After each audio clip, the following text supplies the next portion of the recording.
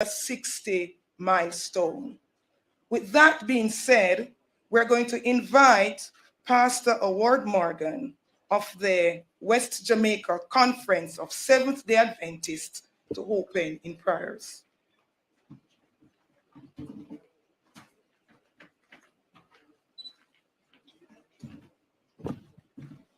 Good morning, everyone.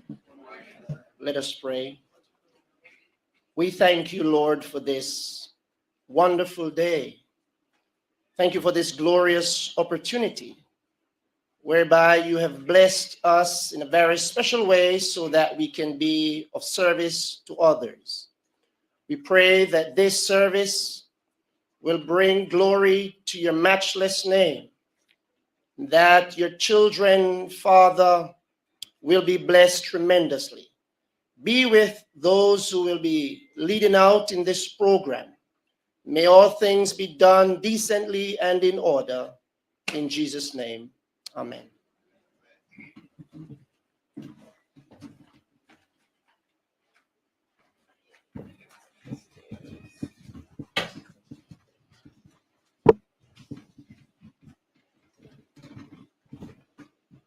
Thank you for those kind words and blessings that you have asked on our behalf today, Pastor. At this time, we are going to be inviting His Worship the Mayor, Councillor Bertel Moore, Mayor of Savannah-Lamar and Chairman of the Westmoreland Municipal Corporation, to bring us his welcome. After which, we are going to invite, in the order, Mrs. Jacqueline Johnson from the National Housing Trust and Mr. George Wright, Member of Parliament, Central Westmoreland, to come in that order without me returning to the microphone.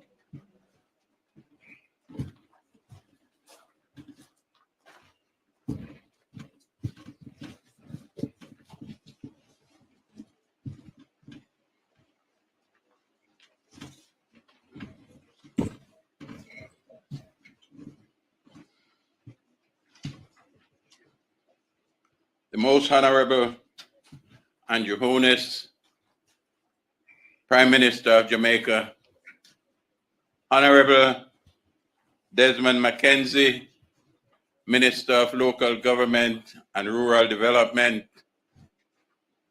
Mr. George Wright, Member of Parliament, Central Westmoreland, the Very Reverend Canon Hartley D. Perrin, Custos Rotulorium, Westmoreland, Mr.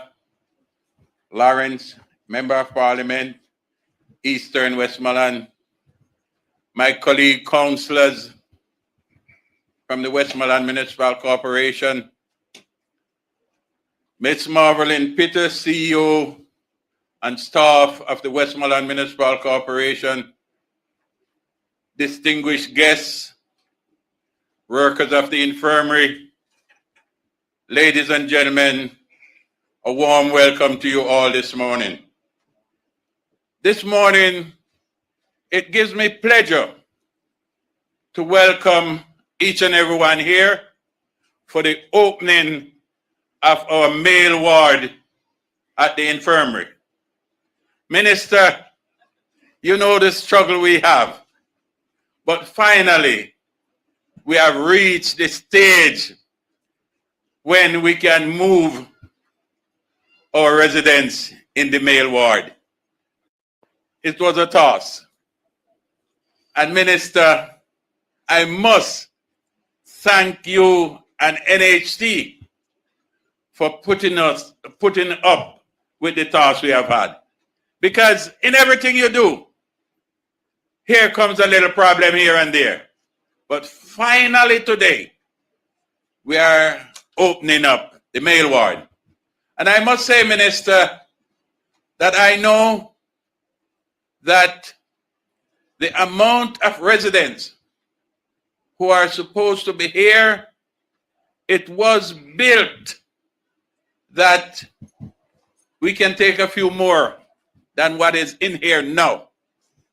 But I must say that we also have people on the outside who the Poor Relief Department is planning to take in. But at the same time, Minister, I must appeal. I must appeal. Because what is happening at the hospital now, I am hoping that we will be able to take a few off the hospital, that we can release some of the bed space for patients who deserve to be in the hospital. If I am right, I'm quite sure they have over 20, 25 patients there who should not be in the hospital. But they are there, and once we have space here, I'm asking that we use our good vibes and help those people. Minister, at the same time, I had a discussion with Minister Tufton a while back. And as you drove into the front entrance, you see an old building there, which was the female ward years ago. And I am begging, sir, that whenever we are tearing down the old male ward that is here, we find some funds and take that one down too, and try and see if we can put something else there that we can really house some of the people who are on desperate grounds in the parish. On a sad note, I must say this, Minister. When I was coming in this morning, I received a call of a young lady who died. The young lady was one of my youth mayor a couple of years ago. And it's really hard. But I will be playing my part. And I do hope that the family will find strength to continue to put up with life. Life is not an easy road. And when you lose a young one, it's very hard. But I do hope, with the blessing of the good Lord, they will continue to, the family will continue to be strong. Prime Minister, I'm glad to have you in the parish today, sir. I think you have been a little overdue. You have been a little overdue. So I'm really happy to have you here today, sir, and I do hope you will enjoy your day in the parish of Westmoreland. Thank you all very much, ladies and gentlemen, for coming. Thank you.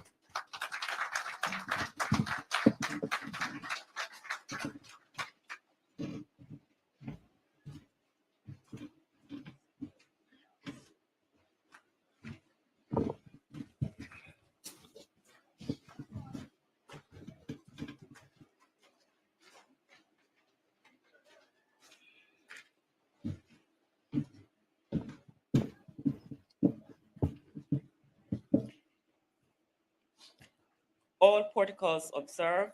Ladies and gentlemen, good morning. There is an old saying that it takes a village to raise a child, and today I would like to put my own spin on it, that it also takes a village to care for our most vulnerable. Socioeconomic inequalities in our society have been well documented, and these challenges impact not just an individual, but a family, a community, and indeed an entire nation.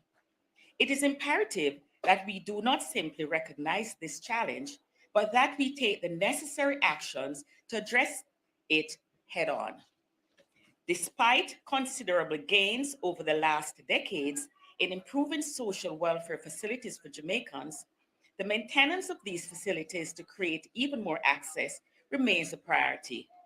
An investment in these institutions and services not only puts us on the right track towards development, but provides the much needed support to ensure better social and mental health for all. The National Housing Trust recognizes the importance of giving attention to proper social infrastructure and has followed that up by putting our resources behind their improvement. While the NHT's mandate is building houses, We understand that houses do not exist in a vacuum, and therefore we strive to create communities with services and facilities that benefit our contributors, both past and present. In 2019, before the onset of COVID-19 pandemic, the NHT, along with the Ministry of Local Government and the Westmoreland Municipal Corporation, came together to complete the matron's quarters and construct a new ward at this infirmary. Today, we have completed 2 facilities that demonstrates what is possible when all stakeholders work together to improve the society. Through shared efforts, we have been able to reshape the social environment here in Westmoreland and strengthen the systems that care for the most vulnerable amongst us. Today's opening ceremony is a testament of coordination and a vision of partnership. There has been a significant gap between people needing care and those with access to the necessary facilities. The matron's quarters and the new male ward speaks to this reality that the people we care for can live in a comfortable environment if we put our efforts together. This, ladies and gentlemen, we achieved through partnership, hard work, and commitment to our civic responsibility. The upgrading of infirmaries was a special program to us at the NHT, as our research indicated that there are residents that at some point were NHT's contributors. Any assessment of the NHT's value, therefore, cannot only consider how many houses it builds or mortgages it writes, but must also take into account investments like these that benefit the welfare of our contributors, whether past, present, or future.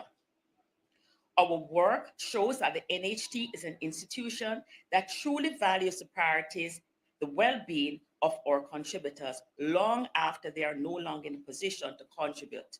Today, we revel in this triumph that we must be heard and celebrated. At the National Housing Trust, we do not simply build homes, we develop communities, and communities cannot truly be developed without adequate, well-maintained social services and physical infrastructure. With that in mind, we have assisted the Ministry of Local Government to redevelop infirmaries in parishes of St. Elizabeth, Manchester, St. James, and Portland, as we had committed to doing so in 2018. We will continue to invest in our communities by creating structures that are majestic in its artistry and functional in operation. We believe in partnership, and as a country, if we are interested in having an enormous impact on social support and public health, then we must collaborate. This project stands as a commitment of our continued support to Jamaicans with socio-economic challenges and a promise to help create a safe space for them to heal, recover, and grow. It is our hope that this facility will truly be a home away from home for those who will utilize it. Ladies and gentlemen, good morning.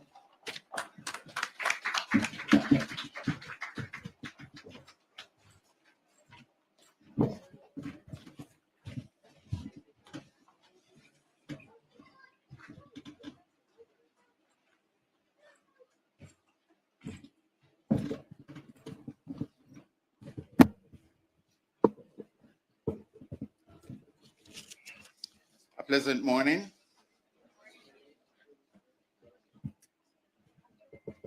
Madam Chair, the Most Honorable Prime Minister Andrew Holness, Minister of Local Government, the Most Honorable Desmond Mackenzie, Custos Rotolorum of Westmoreland, Canon Hartley D. Perrin, His Worship the Mayor, Councillor Bertel Moore, Superintendent of Police, Mr. Wayne Joseph, councillors, the media, other distinguished ladies and gentlemen, it is a pleasure to bring greetings to all. It is a pleasure to bring greetings to all at this grand opening of the male ward of the Westmoreland Infirmary. Today marks a significant milestone to our community's development as we come together to celebrate the community, to the people often marginalized and forgotten. As I remember the early stage of the pandemic, I recall the protocol that were put in place to safeguard the interests of the vulnerable. I want to take this opportunity to commend Minister Mackenzie and Minister Tufton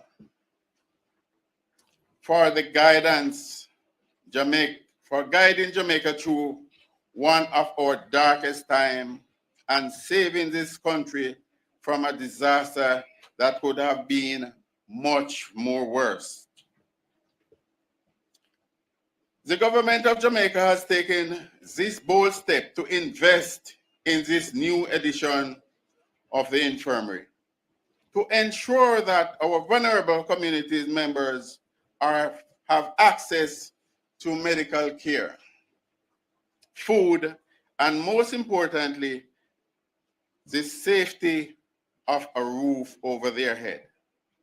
This project has been long waiting and the vision is now a reality. This infirmary is equipped to meet and exceed the needs of our community. It is led not just by highly trained professionals, but people with a passion to serve and love what they do. I want to express a sincere gratitude to all those who have made this project a reality. The Prime Minister, Minister of Local Government, Minister of Health, the Westmoreland Municipal Corporation, and the staff and management team who have worked tirelessly to ensure that the infirmary meets its highest standard of quality care. In closing, as we open this new addition to the infirmary, I want to encourage each and every one of you who remember the less fortunate and vulnerable. As we go about our daily business, share your blessings and make a difference when you can. They too came from a home just like the rest of us.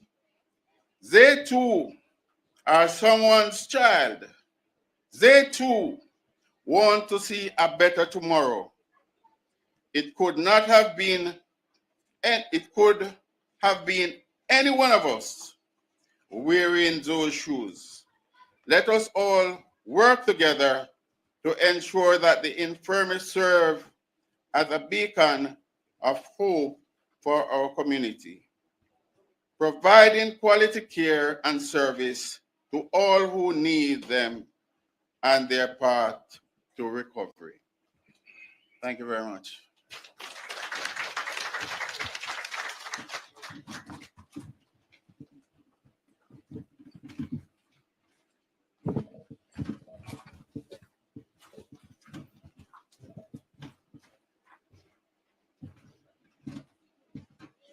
Thank you very much, Member of Parliament. At this time, we are inviting the Honorable Desmond Mackenzie, Minister of Local Government and Rural Development, to bring remarks.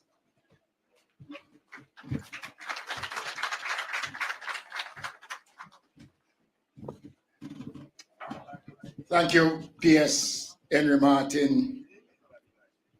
Most Honorable Prime Minister and the Minister with responsibility for the NHT, His Worship the Mayor, and councillors and members of the administrative staff of the Westmoreland Municipal Corporation, members of Parliament, I acknowledge the SDC, the Jamaica Fire Brigade, the police, Manning's High School,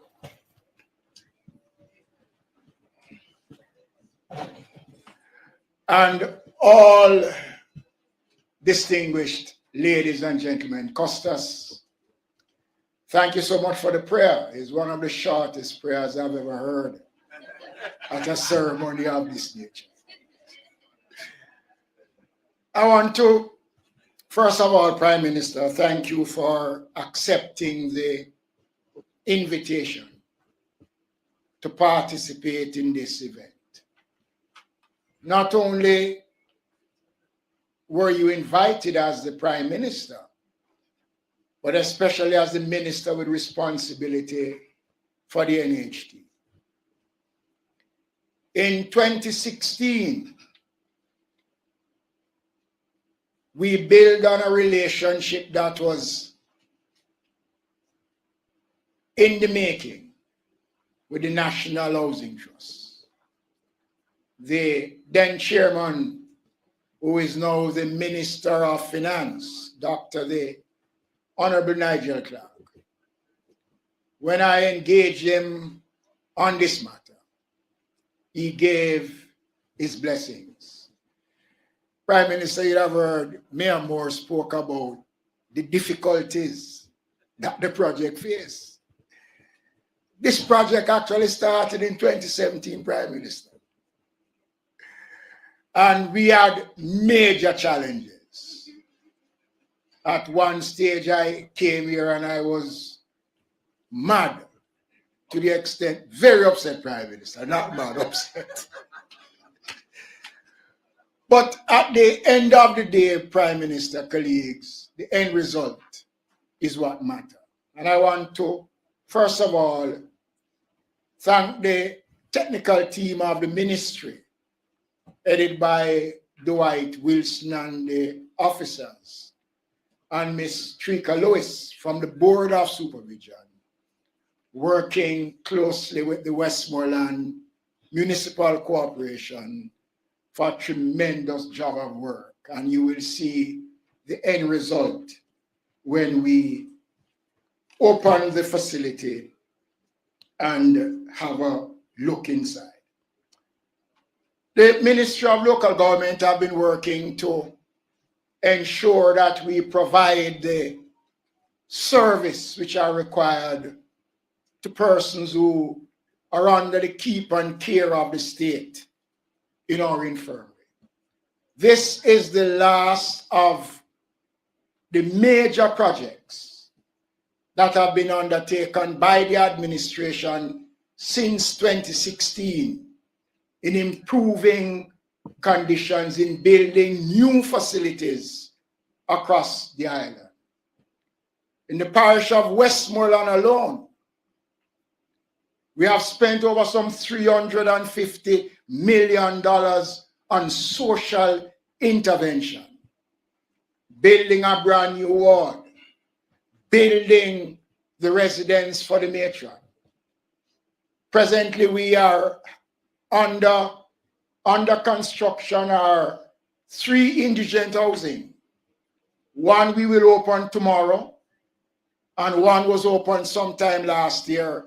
And there are 3 more units that are under construction as a part of the social intervention of the government of Prime Minister Andrew Holness in the parish of Westmoreland. We have seen significant improvement in staffing, Prime Minister. For this new financial year, we are moving to add an additional complement of support. And that is, for the first time in our infirmary, a member of staff will be trained as a psychiatric nurse to deal with the problems of mental health and other social cases that are in our infirmary. This is a first for infirmaries in Jamaica, and it comes under this government. The Chase Fund has been working with us closely, and we have just concluded arrangements for ambulance to be provided. Now we have many infirmaries that are operating without these services. And ambulances are a very important part of the requirements. And I'm pleased to announce that the parishes of St. Elizabeth and Portland will benefit shortly from 2 new ambulances that will be provided by the Chase Fund. In the parish of St. James,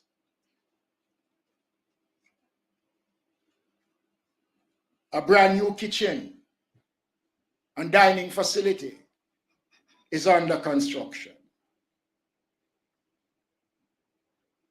When we look at night shelters, the homeless population, and all of us here as Jamaicans must be concerned that in the last number of weeks, at least 3 persons living on our streets have been murdered in the parish of Portland. And I want to make this appeal here in Westmoreland, from one end of the island to the other, repeating to the Portland Municipal Corporation. We have the funds in the ministry to build a shelter for the homeless population. Portland, we are waiting on you to provide the land so we can build this facility. And I'm concerned, and Prime Minister, this is something that we ought to be concerned about, because we have seen a 65% increase in the attacks on the homeless population across the country. And as a society, we must use every ounce of strength in our body to condemn these actions. This is not something that we must support. And your government, Prime Minister, have demonstrated that we care. Next week, Friday, we'll be opening a brand new facility in Falmouth. We did so in the corporate area a couple of months ago. The one in Ocherius will be ready for us to occupy. And I am pleased, ladies and gentlemen, to be a part of an administration that not only talk about the poor, but have demonstrated more than once our ability and our commitment to ensure that we provide for the poor of this country. Since we lift the restrictions on admissions to the infirmaries, over 300 new residents have come into our infirmaries island-wide. The mayor spoke about the social cases in our hospitals. This is something that the ministry and the Ministry of Health have been working on since 2017.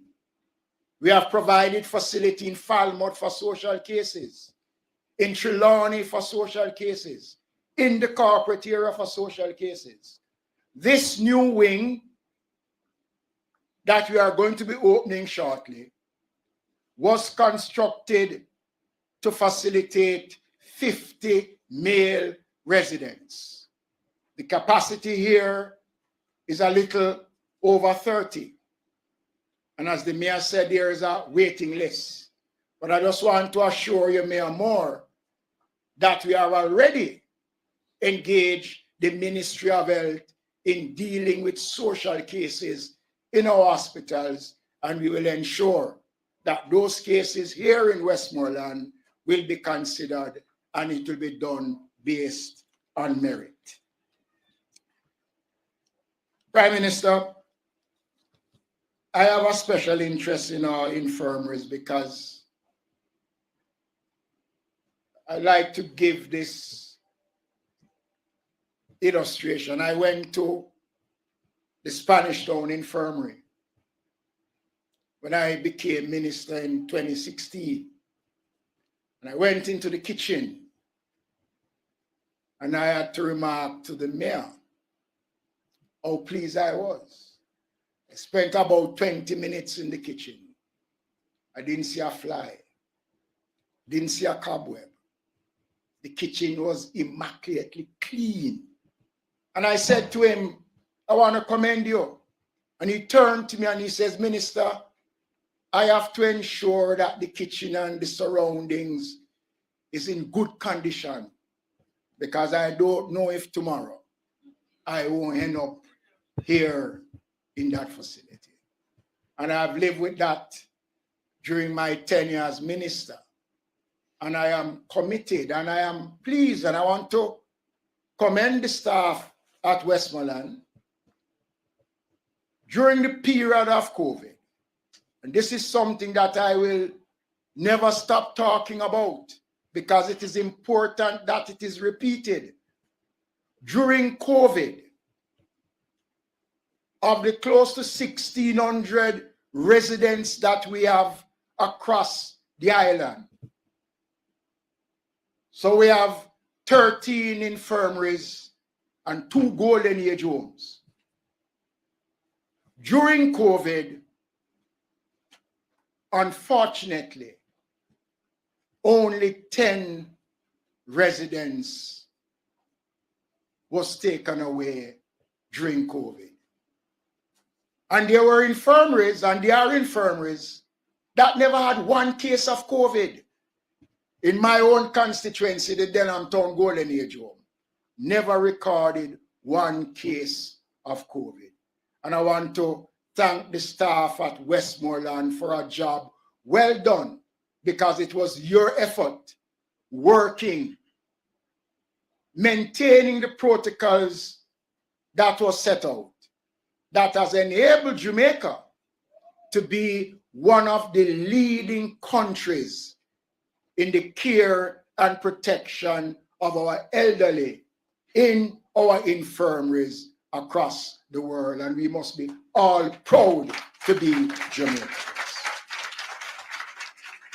So today we are here to complete this journey. It has been long and tedious, but at the end of it, we are all proud. I am really pleased to be here.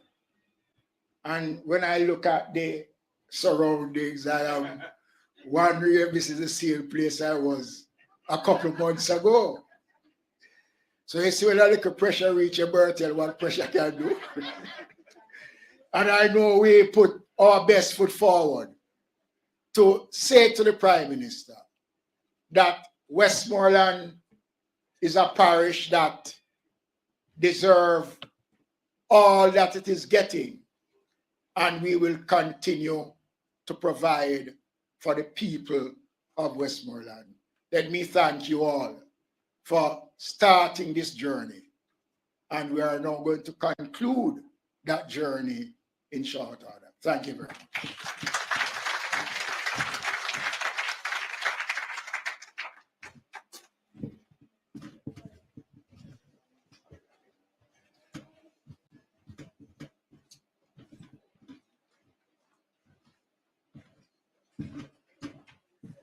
Thank you very much, Minister. On the lighter side, we have a group here from the Manning School. We're going to ask the students to just come up. We are going to take an item now, Prime Minister.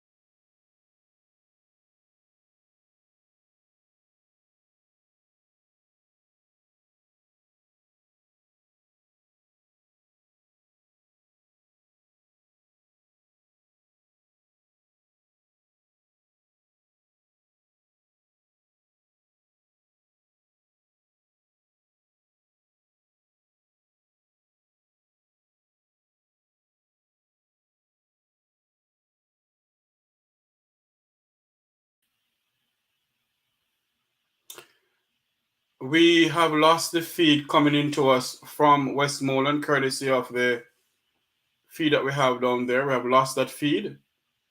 We're standing by to join back our colleagues down there in Westmoreland for the opening of the male infirmary in the parish of Westmoreland. Please stand by.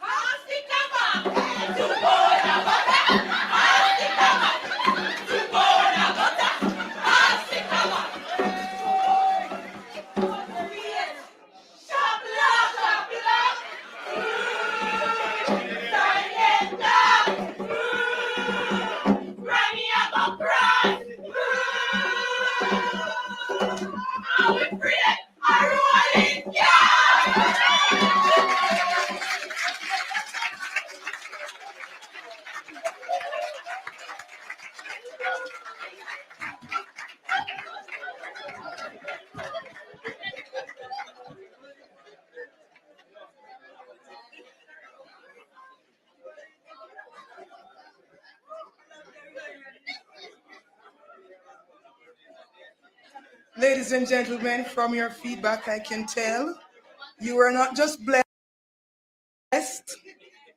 entertained, you also got the message.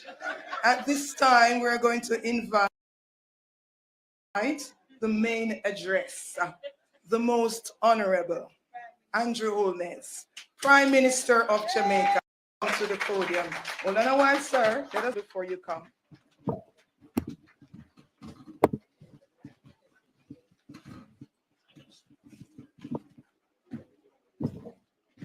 Thank you, everyone. Thank you. I had to come to Westmoreland to hear about the rolling calf. That part of our folklore isn't so popular these days, but it is still a part of our folklore. Indeed, when I was growing up, that was one of the things that my great-grandmother would use to keep me in check, telling me about the rolling calf. I must commend the performers from Mannix. Please give them a round of applause.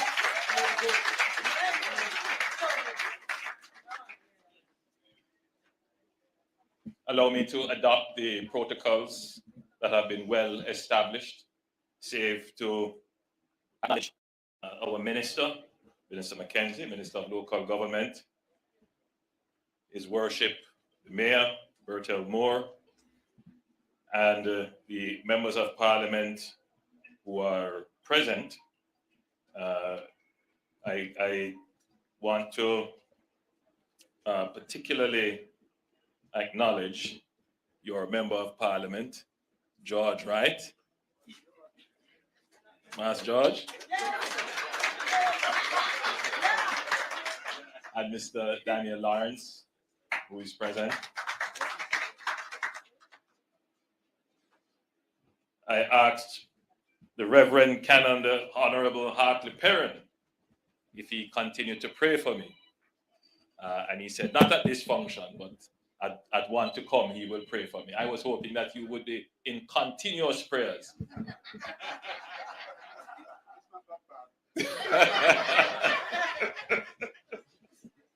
Prayers are free, may I remind you.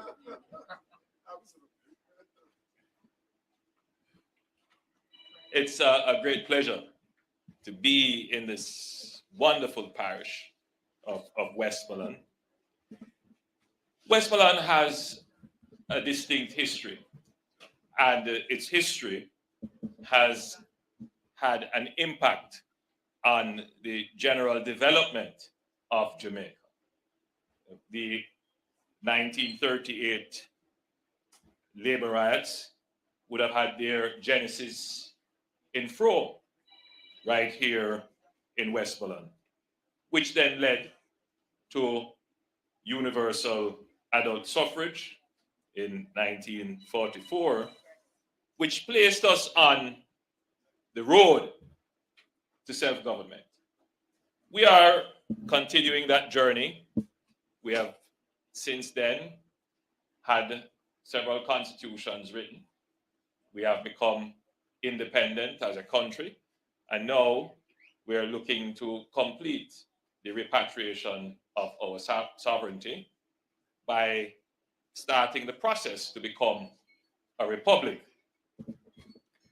The question is often asked, what will be different after going through this process of becoming a republic?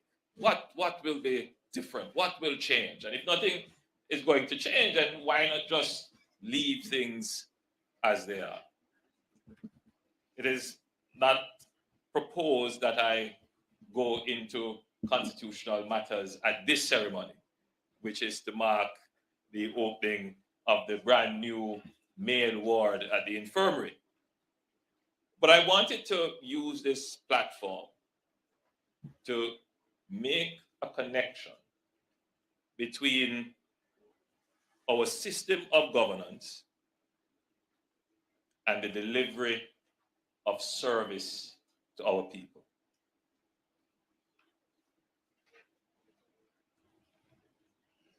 The process of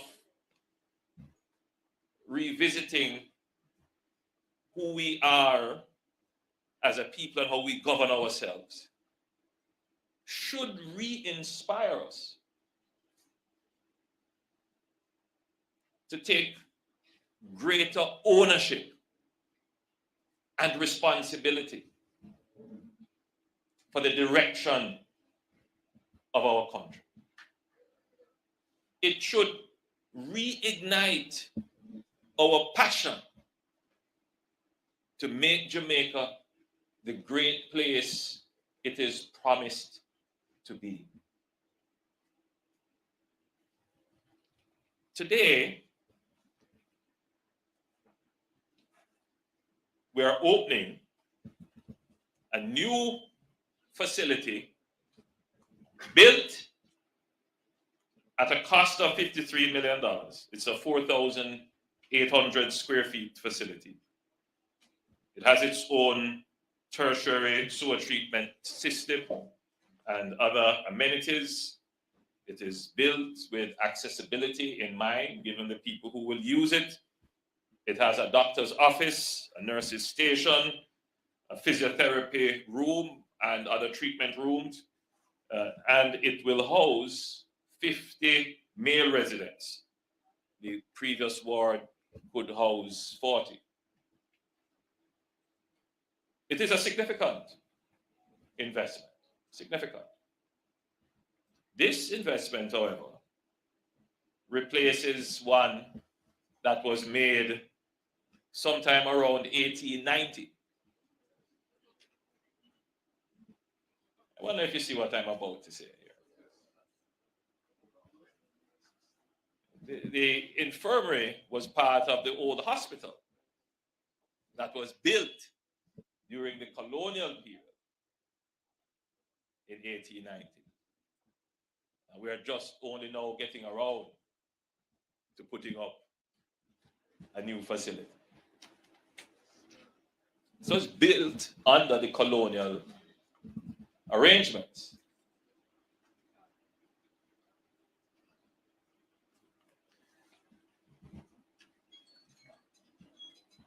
But Minister Mackenzie was very diplomatic when he spoke about the challenges faced to erect a simple building like this. The project started in 2017 and it is not complete until today for us to open. It must give us cause to reflect on governance in our country, on government and the bureaucratic nature and structure of government.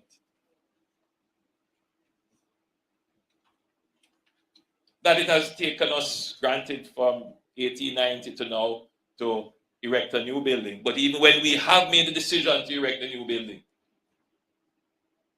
it is taking us close to 5 years to complete a structure which could be built literally in today's world in a day.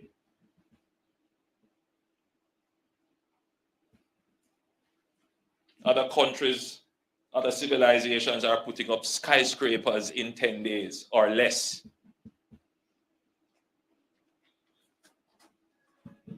So when we are seeking to move to a republic, a part of that is a signal to our arms of the state that we must take greater responsibility for ourselves, for the goals and missions we set ourselves. And we must not be comfortable with lax implementation and execution of projects. We must not be comfortable with missed deadlines and poor quality of service. And we must make our constitutional arrangements such that they support the efficiency and dignity of the state. It is not going to be immediately apparent why we are going through this process, because the high-level conversation that has taken place is that we should do it because of the colonial wrongs that has been done to us. We should do it because it is time that it be done, that the former colonial masters have no interest here and we have no interest there, and it is an outdated arrangement. Those have been the kind of high-level headlines as to why we should pursue constitutional reform and to become a republic. I have some sympathy for those sentiments, but my real interest in pursuing it is to start the conversation, which is why I'm so happy now that the commission, that the committee, the Constitutional Reform Committee that has been established, is now having the dialogue and the conversation moving around the country to start engaging our citizens about truly talking now, discussing how are we going to structure our governance and governmental arrangements. It is not something that will happen overnight, but it is an engagement that I'm sure will increase awareness in the population. And once there is an increase in awareness and understanding, then our electorate, the average person, will be better able to hold the state to account. Because the real question here is, why did it take 5 years to build this very simple facility? Granted, there's a deeper question. Why were we not in a position to do this decades ago from 1890? That's another question. Did local politics have anything to do with it?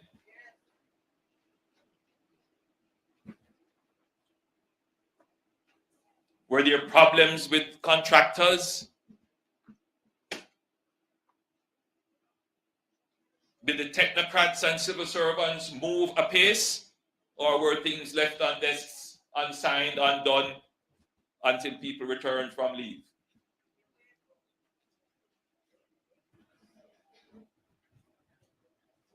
Who has the power to hold them to account?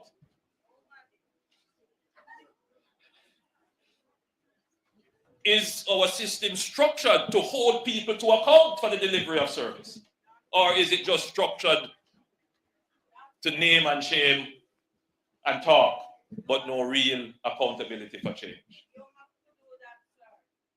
So we are engaging this process, and it is more than just the repatriation of sovereignty and the correction of wrongs that happened in the colonial past. It is an opportunity for us to truly reflect on what our state is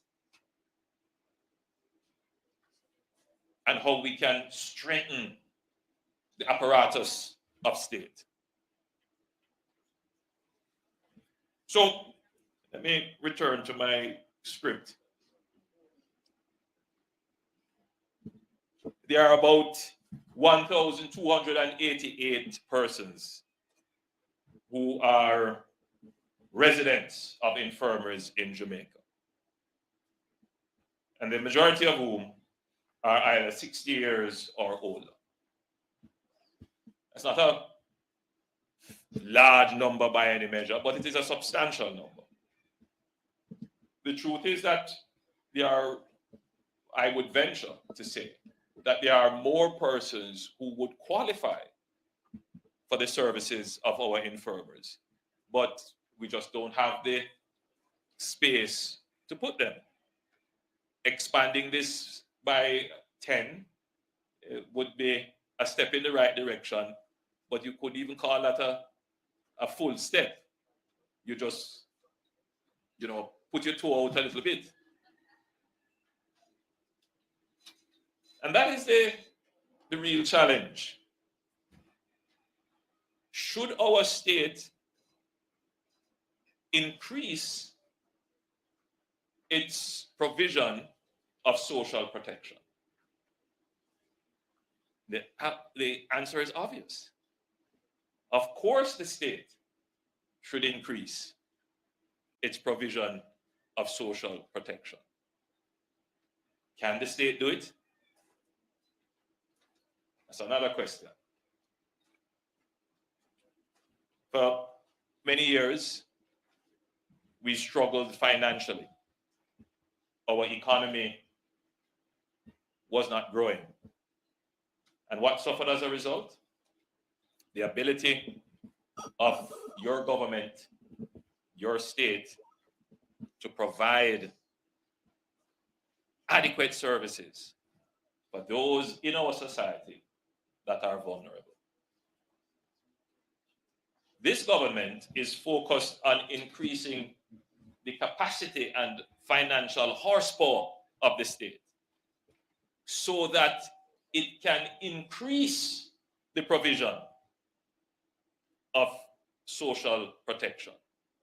So I see this as an example of how our improved financial affairs, due to the excellent financial management of this administration, is reaping dividends for the people of the country. But there is more to be done. From a policy perspective, I am very happy to see that the Ministry of Local Government and Rural Development is taking what is called a human services approach to treating with the most vulnerable in our society, in keeping with the National Policy for Senior Citizens, Goal 3 in the 2021 document, which says that the government must provide adequate and supportive health and wellness systems for our seniors and our most vulnerable in the society. So this obviously is a visible display of the government keeping the commitment to its own policy and keeping its commitment to spending more of the dividends of good fiscal and economic management on the most vulnerable in our society. I also want to commend the NHD. The NHD is not only building homes for the private market. The NHD is involved significantly in building homes for what I like to call our social housing project. So the NHD is financing the new social housing program. They make a contribution to that. They have made contributions to building communities, redeveloping communities that were built, some by them, some by other entities 30 years ago. And they are rehabilitating those communities, putting in new roads, fixing the buildings that are leaking. And they have also contributed to building police stations. My constituency benefited from one, making the community safer. They did some work at Upper Camp with the Lathbury Barracks to improve security nationally. And now they are participating in this project, which is, again, providing housing, but just in a different form. So the NHD has been quite active, and I want to congratulate the NHD.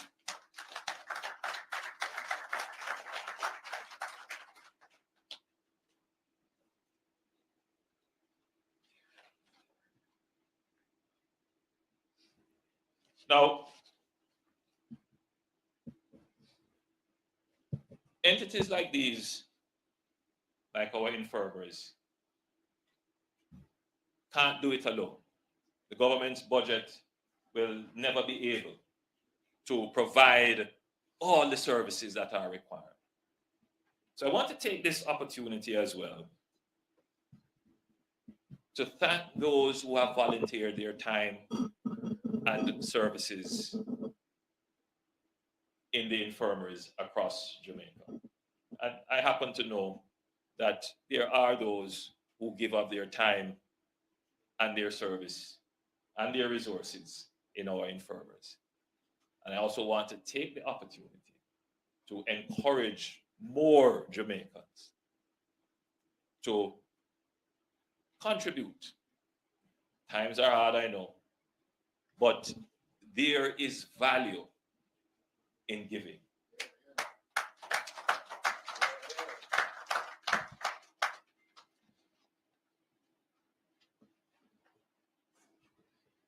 The government of Jamaica has several programs to support the vulnerable in our country, those at risk, those with disabilities, our elderly, and homeless, and persons who are living on the streets. We have the PATH program. And recently I was in Manchester and someone came up to me complaining that they went to apply for the PATH program and they were not successful. And there is a general feeling that they should be on the PATH program, but somehow it is as if the state is not taking new people onto the PATH program. And this is something that the government has to look at very carefully, because the PATH program has been around for a while. We have developed a very robust beneficiary identification system. But the sense is that more people who want to be on PATH are not being onboarded. So we will have to take a serious look on the PATH program, on reviewing it, to ensure that we are identifying the right people who should be on PATH and ensuring that they get the benefit. So we're going to be taking a very close look at the PATH program. I know it has worked very well for our students, but we still always get the complaints that there are students who should be on who are not on PATH. So we have to take a closer look and do a more thorough examination of the PATH program. We have the Poor Relief Program, which is run by the municipalities and the Ministry of Local Government. We have the school feeding program. There are so many students whose only meal is what they get from the school. We have the rehabilitation grant program, which some of it is MP driven. Others, you have to go directly to the parish offices of the Ministry of Labour and Social Security. And you make an application, you are reviewed, and if you meet the criteria and the funds are available, you get some assistance. We have the drugs for the elderly program. And regardless of how small it may be, for many, it is their only window to getting any form of medication or pharmaceutical help for their illness. And then, of course, we have the National Health Fund, which helps generally. So we have a comprehensive suite of programs, not to mention the social pension, which we have just put in place, and other varied interventions targeted at our most vulnerable in the society. I want to take this opportunity to therefore commit the administration to doing more in the upcoming, in the next budget. We have increased this budget as well, but in the budget to come, we must make a special effort to focus resources on the most vulnerable and the poor in the country. And the reason why I'm saying this, the pandemic has disrupted our trajectory. I don't believe that the country has fully internalized the effect of the pandemic. But one of the most debilitating impact of the pandemic is inflation. And the people who are affected most by inflation are the poor. And so the government has to now deliberately ramp up its funding, its support. We may have to create new programs in order to help the poor recover their consuming power, which has been wiped out because of inflation.